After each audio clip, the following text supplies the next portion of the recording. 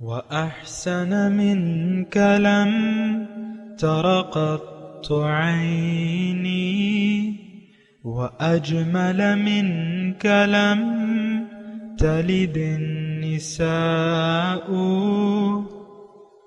خلقت مبرأ من كل عيب، خلقت مبرأ من كل عيب، كأنك قد خلقت كما تشاء.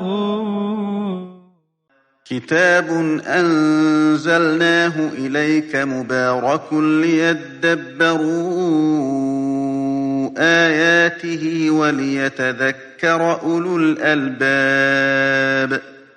یہ کتاب برکت والی ہے جسے ہم نے آپ کی طرف نازل فرمایا ہے تاکہ دانش مند لوگ اس کی آیتوں میں غور و فکر کریں اور نصیحت حاصل کریں۔ اللہم صلی علی سیدنا محمد وعلی آل سیدنا محمد بعدد کل ذرۃ مئۃ الف الف مرۃ۔ سامعین و ناظرین کرام، السلام علیکم ورحمۃ اللہ وبرکاتہ۔ سامعین کرام، سورہ توبہ آیت نمبر 111، درس نمبر 837۔ آج کا موضوع، کیا ہم نے اللہ تعالیٰ سے جنت خرید لی ہے؟ اس کے ساتھ آج کے سبق کا آغاز کرتے ہیں۔ سب سے پہلے گزشتہ سبق کا اعادہ ہوگا۔ اعوذ باللہ من الشیطان الرجیم۔ پناہ مانگتا ہوں میں اللہ کی شیطان مردود سے۔ بسم اللہ الرحمن الرحیم۔ شروع اللہ کے نام سے جو بڑا مہربان نہایت رحم والا ہے۔ ان اللہ اشترى من المؤمنین انفسهم واموالهم بان لهم الجنہ يقاتلون في سبيل الله فيقتلون ويقتلون، وعدا عليه حقا في التوراة والإنجيل والقرآن، ومن أوفى بعهده من الله، فاستبشروا ببيعكم الذي بايعتم به، وذلك هو الفوز العظيم۔ خدا نے مومنوں سے ان کی جانیں اور ان کے مال خرید لیے ہیں اور اس کے عوض میں ان کے لیے بہشت تیار کی ہے۔ یہ لوگ خدا کی راہ میں لڑتے ہیں تو مارتے بھی ہیں اور مارے جاتے بھی ہیں۔ یہ تورات اور انجیل اور قرآن میں سچا وعدہ ہے جس کا پورا کرنا اسے ضرور ہے، اور خدا سے زیادہ وعدہ پورا کرنے والا کون ہے؟ تو جو سودا تم نے اس سے کیا ہے اس سے خوش رہو، اور یہی بڑی کامیابی ہے۔ سامعین کرام، سورہ توبہ آیت نمبر 111۔ ان اللہ اشترا، بے شک اللہ تعالیٰ نے خرید لیے ہیں مومنوں سے ان کی جانیں اور ان کے مال، اس کے عوض ان کو جنت دی ہے۔ یقاتلون فی سبیل اللہ، اللہ کی راہ میں یہ لڑتے ہیں، فیقتلون ویقتلون، پس وہ مارتے بھی ہیں اور مرتے بھی ہیں اللہ کی راہ میں۔ وعدن علیہ، وعدہ ہے اللہ تعالیٰ کا، حقاً سچا۔ فی التوراۃ والانجیل والقرآن، تورات میں، انجیل میں اور قرآن میں بھی۔ ومن اوفی بعہدہ من اللہ، اور جس نے پورا، وہ کون ہے زیادہ وعدہ وفا کرنے والا؟ اللہ سے، یعنی اللہ تعالیٰ سب سے زیادہ اپنے وعدے کو پورا کرتا ہے۔ فاستبشروا، پس خوش ہو جاؤ، خوشیاں مناؤ، ببیعکم الذی بایعتم بہ، اس سودے کی جو تم نے اس سے کیا ہے، وذالک هو الفوز العظیم، اور یہی بڑی کامیابی ہے۔ سامعین اکرام، انسان دنیا میں بڑی کامیابی حاصل کرنے کے لیے آیا ہے، اور افسوس سے یہ کہنا پڑتا ہے کہ ہم نے کامیابی کا معیار بدل لیا ہے۔ ہماری کامیابی کا معیار اس وقت دنیا ہے۔ دنیا ہمیں، آپ دیکھ لیں، ہم سب لوگ دنیا کے پیچھے دوڑ رہے ہیں، دنیا ہی ہمارا مقصود ہے، دنیا ہی ہمیں محبوب ہے، اور دنیا ہی ہمارا مطلوب ہے۔ اس وقت ہم دنیا کے بندے ہیں، نفس کے بندے ہیں، شیطان کے بندے ہیں۔ یہ کھلی بات ہے جو میں آپ کو کہہ رہا ہوں۔ یعنی آپ اپنے آپ کو دلاسے نہ دیں، خوش فہمیوں میں اپنے آپ کو نہ ڈالیں۔ اس وقت عام طور پہ ہم مسلمان لوگ جو ہیں وہ دنیا کے بندے ہیں، نفس کے بندے ہیں، شیطان کے بندے ہیں، طاغوت کے بندے ہیں، سرکش بندے ہیں، نافرمان بندے ہیں۔ تو دیکھیں خوش فہمیوں سے کچھ بھی نہیں ہوتا، غلط فہمی یا خوش فہمی۔ غلط فہمی ہمیں یہ لگی ہے کہ ہم مومن ہیں، آپ مومن ہیں تو آپ کا اللہ تعالیٰ کے ساتھ، اگر مومن ہیں آپ اور اگر آپ دعوے میں سچے ہیں تو آپ کا اللہ تعالیٰ سے ایک معاہدہ ہونا چاہیے تھا اور آپ زندگی اللہ تعالیٰ کے حکم کے مطابق گزارتے۔ دیکھیں بالکل سادی بات ہے، بالکل میں ٹھنڈے لہجے میں آپ کو کہہ رہا ہوں، اور یہ بہت بڑی مطلب یہ ہے کہ یہ ایک آسان سی کسوٹی ہے۔ اگر آپ نے اپنے مال و جان کا سودا اللہ تعالیٰ سے کر لیا ہے تو اس وقت آپ اللہ کے بندے ہوں گے یا ہوں گی، آپ چاہے مرد ہوں یا عورت۔ لیکن اگر آپ زندگی اپنی مرضی سے گزار رہے ہیں اور دین کو ہم نے اپنی خواہشات کے تابع کر لیا ہے تو یہ بندگی نہیں، یہ بغاوت ہے، یہ سرکشی ہے سامنے کرام۔ تو دیکھیں غلط فہمی میں یہ کہہ رہا ہوں کہ پڑھنے کی ضرورت نہیں ہے۔ دیکھیں یا تو آپ دنیا میں آ کے آپ فوج عظیم کے لیے تیاری کر سکتے ہیں یا اپنے آپ کو اس کا اہل ثابت کر سکتے ہیں، یا کم از کم مطلب آپ اس جماعت میں شامل ہو سکتے ہیں جو مومنوں کی جماعت ہے اور امتحان دینے والی جماعت ہے۔ ہمارا تو اس وقت حال یہ ہے کہ ہم امتحان دینے والی جماعت نہیں ہیں اور مومنوں کی جماعت میں ہم شامل نہیں ہیں۔ اس وقت ہم اللہ کے لشکری نہیں ہیں، حزب اللہ نہیں ہیں، ہم حزب الشیطان ہیں، شیطان کے لشکر ہیں۔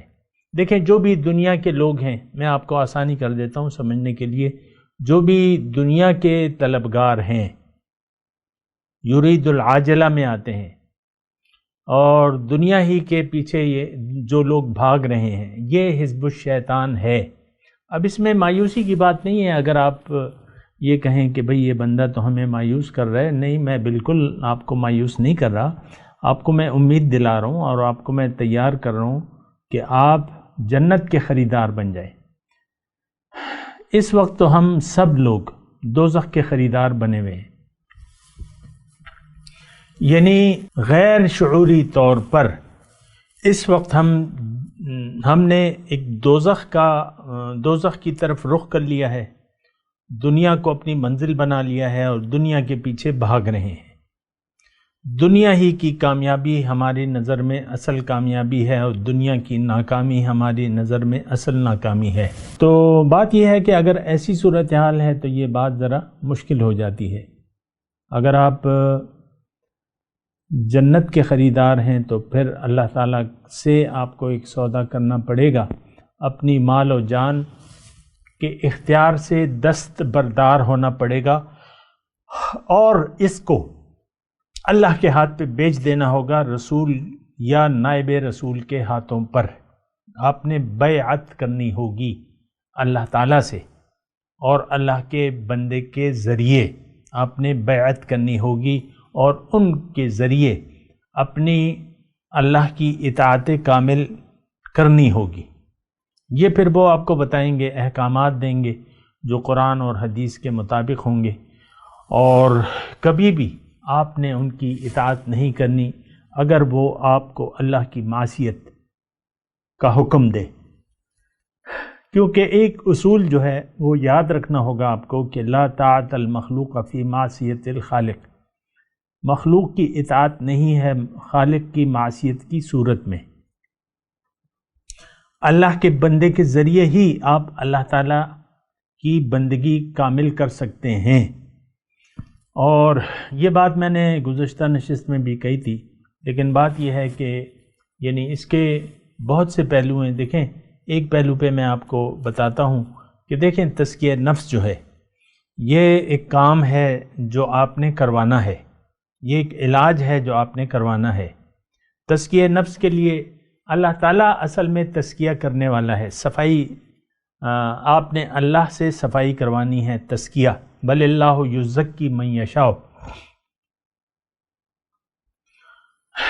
لیکن اللہ تعالیٰ نے پھر ذرائع پیدا کیے ہیں، وہ پھر حضور صلی اللہ علیہ وسلم ہیں اور تمام انبیاء کرام ہیں، اور ہمارے لیے ایک ہی نبی ہیں حضور صلی اللہ علیہ وسلم کی ذات۔ وَيُزَكِّيهِمْ، 4 ڈیوٹیاں جو اللہ تعالیٰ نے رسول کی بتائی ہیں، اس میں سے ایک ڈیوٹی جو ہے وہ تزکیہ بھی ہے، مومنین کا تزکیہ۔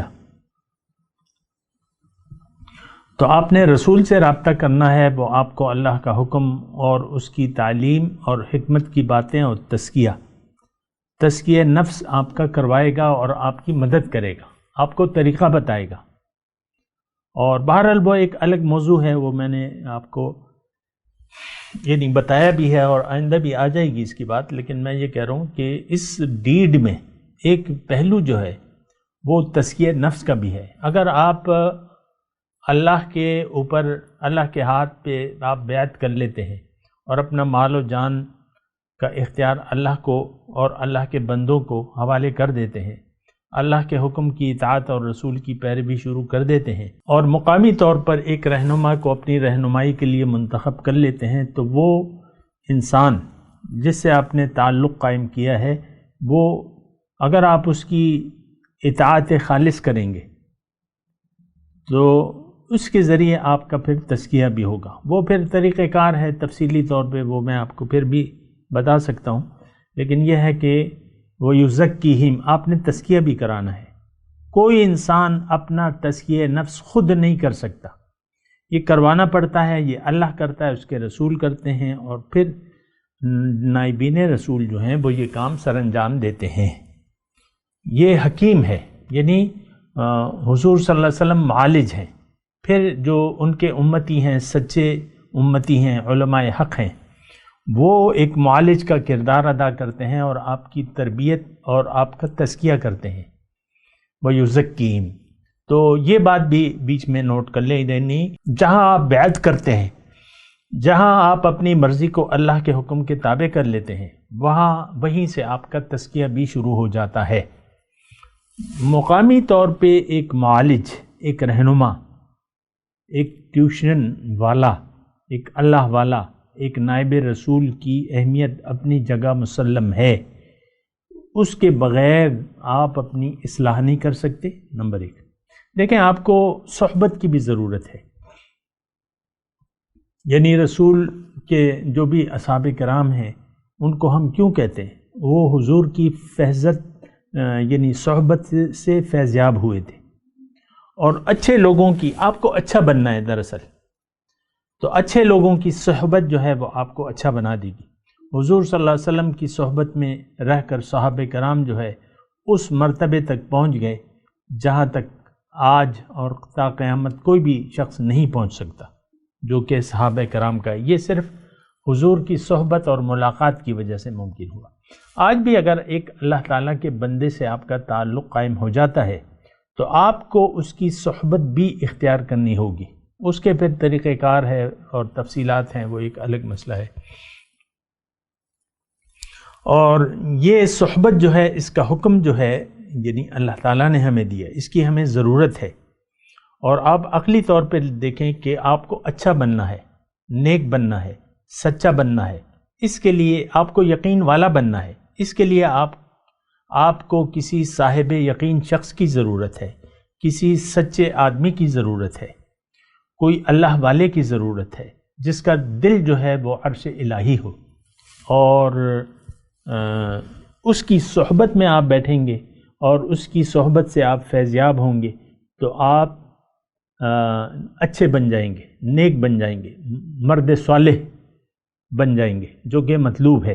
اور اللہ تعالیٰ نے قرآن مجید میں ہمیں یہ ارشاد فرمائے اور حکم دیا ہے، بلکہ یا ایھا الذین آمنوا اتقوا اللہ وکونوا مع الصادقین، اے ایمان والو اللہ کا تقوی اختیار کرو اور سچے لوگوں کی معیت اختیار کرو، ان کے ساتھ رہو، ان کی صحبت اختیار کرو۔ تو صحبت صالح ترا صالح کنت، صحبت طالح ترا طالح کنت، نیک لوگوں کی صحبت آپ کو نیک بنا دے گی، اور برے لوگوں کی صحبت آپ کو برا بنا دے گی۔ لیکن اس میں ایک اور ضمنی بات بھی یہ ہے کہ دراصل آپ کو، ہم سب کو ایک یقین کی بھی ضرورت ہے۔ جس طرح ہم ظاہر کو دیکھ رہے ہیں اور ظاہر پر ہمارا یقین آ گیا ہے، باطن کو چونکہ ہم دیکھ نہیں سکتے اور لہٰذا باطن پہ بھی ہمارا یقین نہیں ہے۔ تو یہ جو صاحب یقین لوگ ہیں، یہ میں پتہ کی بات کروں، ذرا اس کو نوٹ کر لیں۔ اگر آپ کسی صاحب یقین شخص کی صحبت میں بیٹھیں گے، اس کی باتیں سنیں گے اور اس سے تعلیم لیں گے، اس سے ٹیوشن لیں گے یقین کے متعلق، تو آپ کو بھی وہ یقین حاصل ہو جائے گا جو اہل یقین کو حاصل ہوتا ہے، اور جو کہ صاحب احسان لوگوں کا کام ہوتا ہے کہ اعبد ربک کأنک تراہ، مقام احسان۔ دیکھیں مقام احسان تک آپ پہنچیں گے کیسے؟ تو اس کا طریقہ یعنی تفصیلات تو ہیں، لیکن اس کا ایک مختصر طریقہ یہ ہے کہ کسی بھی صاحب احسان شخص سے آپ تعلق قائم کر لیں، اس کی صحبت میں بیٹھیں، تو اس کی صحبت کے جو اثرات ہیں وہ آپ پر بھی ہوں گے۔ اس کا دل چونکہ عرش الہی ہے تو اس نور الہی سے آپ بھی فیضیاب ہو جائیں گے۔ جسی طرح سردیوں میں دھوپ کی گرمی آپ کے بدن کو گرم کر دیتی ہے، اسی طرح اہل یقین کی صحبت میں آپ یقین کے درجے تک پا سکتے ہیں۔ ان کی باتیں، ان کی صحبت، یہ سب آپ کو یقین کے درجے تک پہنچا دیتی ہے، اور یقین کے درجات ہوتے ہیں، لیکن آپ کو چاہیے حق الیقین کی کیفیت آپ کو حاصل ہونا چاہیے کہ اعبد ربک کأنک تراہ۔ وہ تھی نا حدیث جبرائیل علیہ السلام تشریف لائے اور حضور صلی اللہ علیہ وسلم سے مختلف سوالات کرنے لگے، تو مل اسلام، مل ایمان، پھر پوچھا مل احسان یا رسول اللہ، اے رسول احسان کیا ہے؟ تو اللہ کے رسول نے کہا کہ اعبد ربک کأنک تراہ فإن لم تکن تراہ فإنہ یراک، رب کی بندگی ایسا کرو گویا کہ تم اسے دیکھ رہے ہو، اور اگر تم یہ درجہ نہیں پایا ہے تم نے تو کم از کم اتنا ہو کہ وہ تمہیں دیکھ رہا ہے۔ تو یہ دونوں چیزیں کہ میں رب کو دیکھ رہا ہوں یا رب مجھے دیکھ رہا ہے، یہ دونوں چیزیں تعلق رکھتی ہیں یقین سے۔ اگر آپ دیکھیں ہم عمل صالحہ سے محروم کیوں ہیں؟ کیونکہ ہمارا یقین نہیں ہے۔ ہمارا یقین یعنی ظاہر تک محدود ہے، یہ میں، یہ میری بیوی، یہ میرا شوہر، یہ میرے بچے، یہ میرے بینک اکاؤنٹ، اور یہ میری کاروبار، یہ میرا کارخانہ، اور یہ میری نوکری وغیرہ وغیرہ، اس تک ہم، یہ میرا گھر، یہ میری گاڑی وغیرہ، تو اس تک ہمارا جو ہمیں نظر آ رہا ہے چیز، اس پہ ہمارا یقین ہے۔ لیکن جو چیز نظر نہیں آتی تو اس پہ ہمارا یقین نہیں بنتا، تو پھر اہل یقین لوگوں کی ضرورت ہوتی ہے، اور پیغمبر صلی اللہ علیہ وسلم سب سے زیادہ یقین والے شخص تھے۔ صحابہ کرام نے یقین کے درجے انہی کی صحبت میں بیٹھ کے حاصل کیے۔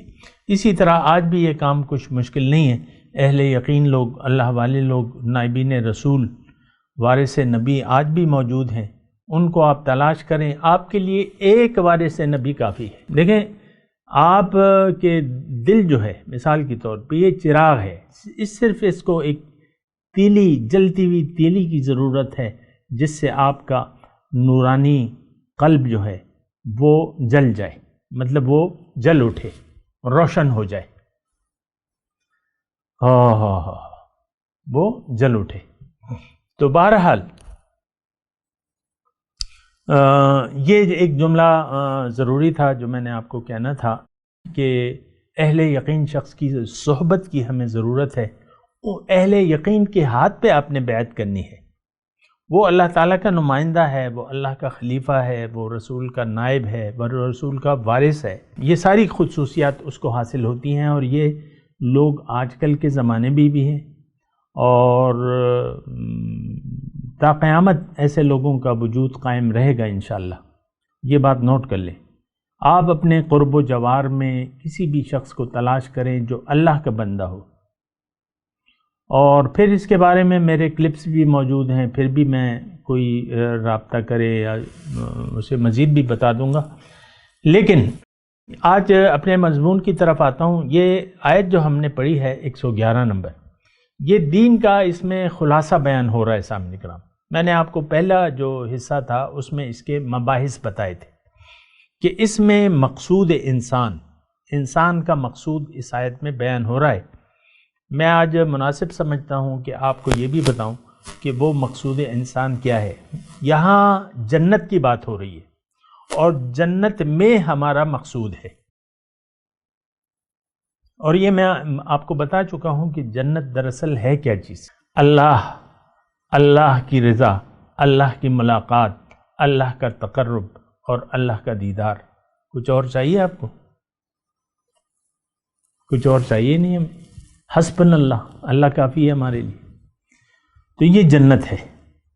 اب یہ اسی مقام کو دینے کے لیے اللہ تعالیٰ نے آپ کو دنیا میں بھجوائے، یہ بات نوٹ کر لیں۔ آپ کو دنیاوی بکیڑوں میں دل لگانے کے لیے آپ کو اللہ تعالیٰ نے نہیں بنایا ہے۔ بڑے افسوس سے کہنا پڑتا ہے کہ ہمارا دل لگ گیا ہے بے شعوری طور پر دنیا میں، کیونکہ ہم سوچ و بچار سے کام نہیں لیتے، کیونکہ یہ معاشرہ ہمیں ظاہر کی طرف ہی دھکیل رہا ہے، کیونکہ ہم ایسے گھر میں پیدا ہوئے ہیں، ہمارے ماں باپ نے ہمیں میری حقیقت سے مجھے آگاہ نہیں کیا۔ تو اب یہ ہے کہ ابھی بھی کچھ ہاتھ سے نہیں گیا، ابھی آپ زندہ ہیں، سانسیں لے رہے ہیں، ان قریب میں اور آپ دونوں مر جائیں گے، یقیناً مریں گے اور اللہ کے پاس واپس جائیں گے۔ لیکن عام طور پہ لوگ جس طرح غفلت میں زندگی گزار رہے ہیں، اس کا بہت بڑا نقصان اٹھانے والے ہیں آپ سب لوگ، وہ جو اللہ کی ملاقات کی امید نہیں رکھتے اور اس کے لیے تیاری نہیں کرتے۔ اور وہ آیت میں آپ کو پڑھ کے سنا چکا ہوں کہ ان الذین لا یرجون لقاءنا وردوا بالحیات الدنیا واطمأنوا بها والذین هم عن آیاتنا غافلون اولئک مأواہم جہنم۔ وہ لوگ جو میری ملاقات کی امید نہیں رکھتے اور اس دنیا کی زندگی پر راضی ہو گئے اور اس پر مطمئن ہو گئے اور میرے احکامات سے غافل ہیں، ان کا ٹھکانہ تو جہنم ہے۔ تو ہم جو کوئی بھی ہے بے شعوری، چونکہ ہم بے شعور ہیں، شعور سے کام نہیں لے رہے، نہ سوچ رہے ہیں، نہ سمجھ رہے ہیں، نہ عقل سے کام لے رہے ہیں، نہ کسی کی بات سننے کے لیے تیار ہے، تو ہمارا ٹھکانہ جو ہے جہنم ہے۔ میں واضح طور پہ آپ کو کہہ رہا ہوں، جنت متقین کے لیے ہے۔ اللہ تعالیٰ نے بنایا جنت، کس نے بنائی ہے؟ اللہ نے۔ کس کے لیے بنائی ہے؟ اعدت للمتقین۔ اور یہاں جو آیت نمبر 111 ہم پڑھ رہے ہیں، یہ جنت کا وعدہ جو ہے یہ مومنین سے ہے۔ یعنی مجھے افسوس ہوتا ہے کہ میں جو بھی باتیں کر رہا ہوں، ایک اکثریت میرے سننے والوں کی اس کو ایک کان سے سن کے دوسرے کان سے نکال دیتی ہے۔ خیر، میرا تو اس سے کوئی کام نہیں ہے، کوئی دل کے کانوں سے سنے یا جو کچھ بھی کرے، لیکن میرا تو ایک کام ہے آپ تک ایک بات پہنچانی ہے۔ لیکن آپ قرآن کی آیات کو سوچ سمجھ کے پڑھیں نا۔ یا تو آیت نمبر 111 میں خاص طور پہ جنت کا وعدہ اللہ تعالیٰ نے، یہ تو مومنین کے ساتھ ہے۔ مومن کون لوگ ہیں؟ یہ آیت نمبر 112 میں آپ کو اللہ تعالیٰ بتا رہے ہیں، لیکن یہاں بھی اللہ تعالیٰ نے ہمیں بتایا ہے کہ آپ مومن جو ہے اس کا مال و جان اس میں وہ اللہ پہ بیچ چکا ہوتا ہے اور اس کا وہ مالک نہیں رہتا۔ اس کی مال اور جان، مومن کی مال و جان کا مالک اللہ ہوتا ہے۔ پھر مومن اللہ کے رسول کے حکم اور اس کے طریقے کے ذریعے اپنی زندگی گزارتا ہے، اللہ کی اطاعت میں اور رسول کی اتباع میں زندگی گزارتا ہے تو یہ کامیاب ہو جاتا ہے۔ یہاں آیت نمبر 111 میں آپ دیکھیں کہ ایک پکا وعدہ ہے، وعدہ کیا جا رہا ہے، وعدن علیہ حقا فی التوراۃ والانجیل والقرآن ومن اوفی بعہدہ من اللہ۔ اللہ سے تو کسی کا وعدہ سچا تو اللہ ہی ہے، سچی ذات تو اللہ کی ہے، اللہ سے سچی بات کسی کی نہیں ہو سکتی۔ اور سچ یہ ہے کہ جنت مومنین، جنت کا وعدہ مومن سے ہے، وعدن علیہ۔ اب یہ دیکھیں نا، تھوڑا سا آپ دیکھیں کہ یہ مومن کون ہے؟ جو اپنی مال و جان کا سودا کر چکا ہے اللہ کے ہاتھ میں، اور پھر اس کو وفا بھی کرتا ہے، اپنے وعدے کو وفا کرنے والا۔ ہم تو جھوٹے لوگ ہیں، ہم اگر کلمہ پڑھتے بھی ہیں تو دراصل یہ کلمہ جو ہم پڑھ رہے ہیں یہ ایک جھوٹ ہے، یہ سچ نہیں ہے، ہم جھوٹ بولتے ہیں. نماز بھی جھوٹ ہے، ہمارے تمام جو بھی ہم کر رہے ہیں وہ جھوٹ ہے. اور نماز آپ جھوٹ سے شروع ہوتی ہے اور جھوٹ پر ختم ہوتی ہے. اذان یعنی مؤذن اذان دیتا ہے تو در حقیقت وہ جھوٹ بولتا ہے. اور نماز ہم جب ہاتھ اٹھاتے ہیں تو در حقیقت ہم جھوٹ بولتے ہیں. اللہ اکبر کہہ کے آپ ہاتھ اٹھاتے ہیں اور نیت باندھتے ہیں، در حقیقت ہمارا اللہ بڑا نہیں ہے، ہم بڑے ہیں. ہم نے اپنے آپ کو بڑا سمجھا ہے. آپ دیکھ لینا، دیکھیں یہ اتنی مشکل بات نہیں ہے. اللہ تعالیٰ کے احکامات پر ہم اپنی مرضی کو ترجیح دیتے ہیں، ہم اپنی مرضی سے زندگی گزارتے ہیں. یہ سارا معاشرہ، یہ سارے میاں بیوی، یہ سب انہوں نے اپنے آپ کو بڑا کیا ہوا ہے. جبکہ اسلام، اللہ کا حکم رسول سے یہ ہے کہ قم فانذر وربک فکبر، یا ایھا المدثر قم فانذر وربک فکبر. اللہ کی بڑائی ہے. اسلام تو اللہ کی بڑائی ہمیں بیان کرتا ہے کہ تم نے اللہ کو بڑا کرنا ہے. ہم نے اپنے نفس کو بڑا کیا ہوا ہے. دیکھیں یہ اتنی مشکل بات نہیں ہے. اس میں دیکھیں میں جذباتیت سے بالکل کام نہیں لے رہا. ہمارا نفس بڑا ہے، ہماری اپنی مرضی بڑی ہے. آپ دیکھ لیں گھر میں خاتون خانہ ناراض ہوتی ہے، مثال کے طور پہ نان ایشو پہ، غیر شرعی کوئی شرعی عذر نہیں ہوتا، لیکن جب وہ ناراض ہوتی ہے کسی کا باپ اس کو منا لے، بس وہ تو اپنی مرضی ہوگی. تو کیا یہ میں بڑی ہوں، میں بڑا ہوں؟ شوہر کہتا ہے میں بڑا ہوں، جاؤ میں نہیں بولتا. بعض اوقات شوہر بیوی کو بدسلوکی کرتا ہے، گالی دیتا ہے، مار پیٹ کرتا ہے. یہ تو گھروں میں کھٹ پٹ چلتی رہتی ہے. بچے تماشا دیکھتے رہتے ہیں والدین کے جھگڑوں کا، اور دیکھتے رہتے ہیں، پھر وہ بھی اسی طرح کرتے ہیں. تو دراصل یہ ہم دیکھیں نفس کے بندے ہیں. آپ اس بات کو اگر نہیں مانتے تو وہ آپ کی مرضی ہے. میرا تو کہنا بنتا ہے اور میں کہہ رہا ہوں کہ آپ رب کو بڑا کریں، اپنی بڑائی کو ختم کریں. رب بڑا ہے، اور کسی کے دل میں رائی کے دانے کی برابر بھی تکبر ہوگا وہ جنت میں نہیں جائے گا. یہ حدیث کا مفہوم ہے اور یہی قرآن کا مضمون بھی ہے. یہ بات نوٹ کر لیں. ان الذین یستکبرون عن عبادتی سیدخلون جہنم داخرین.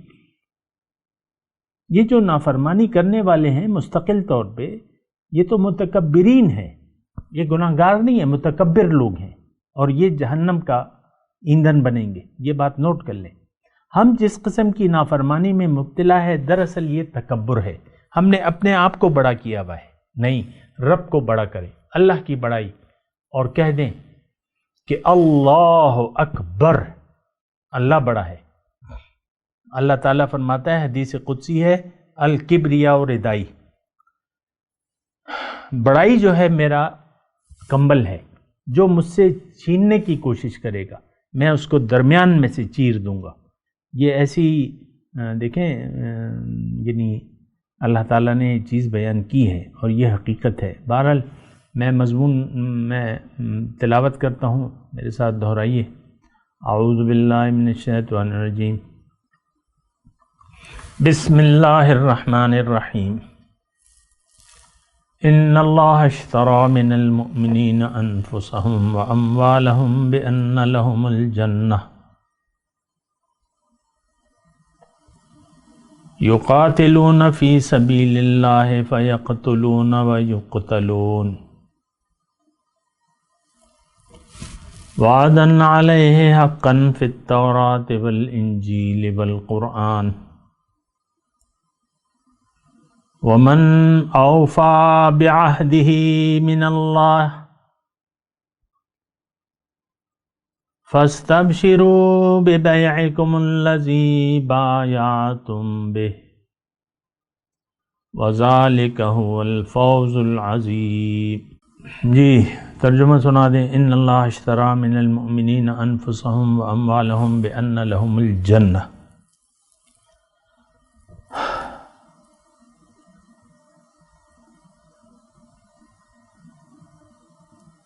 بے شک اللہ تعالیٰ نے مومنوں سے ان کی جان اور مال کا سودا کر لیا ہے، خرید لیا ہے، عوض میں ان کے لیے جنت ہے۔ یقاتلون فی سبیل اللہ فیقتلون ویقتلون، اللہ کی راہ میں لڑتے ہیں، اپنی جان بھی پس وہ مارتے بھی ہیں اور مر بھی جاتے ہیں۔ وعدن علیہ حقا فی التوراۃ والانجیل، یہ سچا وعدہ ہے اللہ تعالیٰ کا جو کہ تورات میں بھی ہے، انجیل میں بھی ہے، قرآن میں بھی ہے۔ ومن اوفی بعہدہ من اللہ، اور کون ہے زیادہ وعدہ وفا کرنے والا اللہ سے زیادہ، یعنی اللہ تعالیٰ سب سے زیادہ وفا پورا کرنے والا ہے۔ فاستبشروا ببیعکم الذی بایعتم بہ، پس خوشی مناؤ اپنے اس سودے کی جو تم نے اس سے کیا ہے اے مومنوں۔ وذالک هو الفوز العظیم، اور یہ بڑی کامیابی ہے۔ اب ان آیت کی تلاوت اور ترجمہ۔ اعوذ باللہ من الشیطان الرجیم، پناہ مانگتا ہوں میں اللہ کی شیطان مردود سے۔ بسم اللہ الرحمن الرحیم، شروع اللہ کے نام سے جو بڑا مہربان نہایت رحم والا ہے۔ ان اللہ اشترى من المؤمنین انفسهم واموالهم بان لهم الجنة يقاتلون في سبيل الله فيقتلون ويقتلون، وعدا عليه حقا في التوراة والإنجيل والقرآن، ومن أوفى بعهده من الله، فاستبشروا ببيعكم الذي بايعتم به، وذلك هو الفوز العظيم۔ خدا نے مومنوں سے ان کی جانیں اور ان کے مال خرید لیے ہیں اور اس کے عوض میں ان کے لیے بہشت تیار کی ہے۔ یہ لوگ خدا کی راہ میں لڑتے ہیں تو مارتے بھی ہیں اور مارے جاتے بھی ہیں۔ یہ تورات اور انجیل اور قرآن میں سچا وعدہ ہے جس کا پورا کرنا اسے ضرور ہے، اور خدا سے زیادہ وعدہ پورا کرنے والا کون ہے؟ تو جو سودا تم نے اس سے کیا ہے اس سے خوش رہو، اور یہی بڑی کامیابی ہے۔ اس کے ساتھ ہی سامعین کرام آج کے درس کا وقت اختتام کو پہنچا۔ انشاءاللہ اگلے درس میں ملاقات ہوگی۔ وآخر دعوانا ان الحمد للہ رب العالمین، والسلام علیکم ورحمۃ اللہ وبرکاتہ۔ مولایا صلی وسلم دائما ابدا علی حبیبک خیر الخلق کلہم۔